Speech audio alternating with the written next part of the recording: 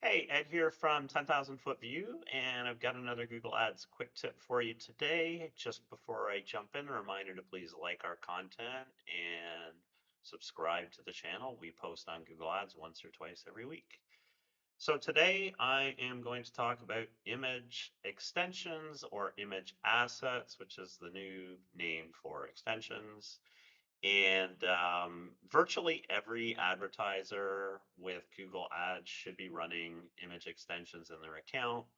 It's basically free clicks. You should see an uptick of about 6% on your click-through rate, according to Google, maybe more or less, depending on the quality of the image, relevance, and all those things. But it's basically going to increase your click-through rate, which will lower your cost per click and improve your overall performance, whether that's ROAS or CPA. So that aside, first off, not every advertiser qualifies to run image assets. You do have to have, I believe, a 60-day-old account, and your account has to be in good standing, so no recent suspensions and things like that. There are some sensitive market niches where it takes longer to get approved, and we've seen that with like healthcare, where you may have an account that's in good standing, it's been around for many years, and it just takes a while before you get approved. So just keep an eye out when you do get approved for them.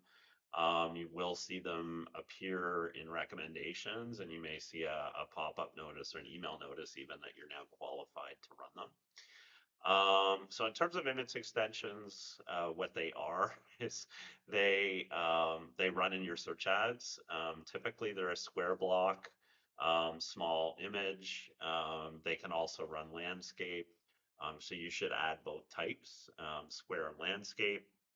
Um, One big rule with image assets is that you cannot use any text overlay, and you shouldn't run your company logo unless your logo doesn't have any text. And if you're already running a logo, business logo extension, then I wouldn't run it in your image extension. Just some thought process there. But yeah, you can run like a nice image of a person using your product, keeping in mind it's small. So, you know, um, don't have a lot of detail in there. Make it pretty simplistic if you can.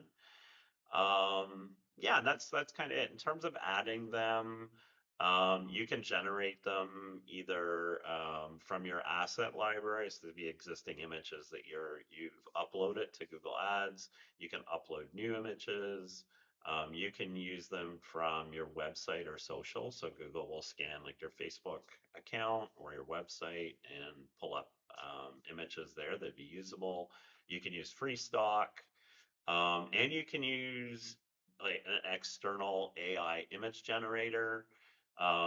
You can also use the image generator built into Google Ads. If you go into a PMax account, there is the image generator available there. You cannot do that yet um, from the image asset creation tool, um, but I imagine that will be available shortly.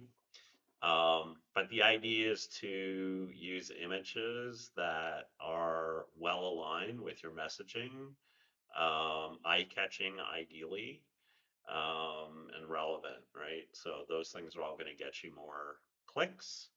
And then the last thing I'll say, just in terms of where to add them, you can add them as with most assets. You can add them at the account, campaign, or ad group level. What we typically do at my agency is use unique ones per landing page. So if you're using the same landing page throughout your entire account, you can upload them at the account level. If you have unique landing pages per campaign, then set it at that level and so on.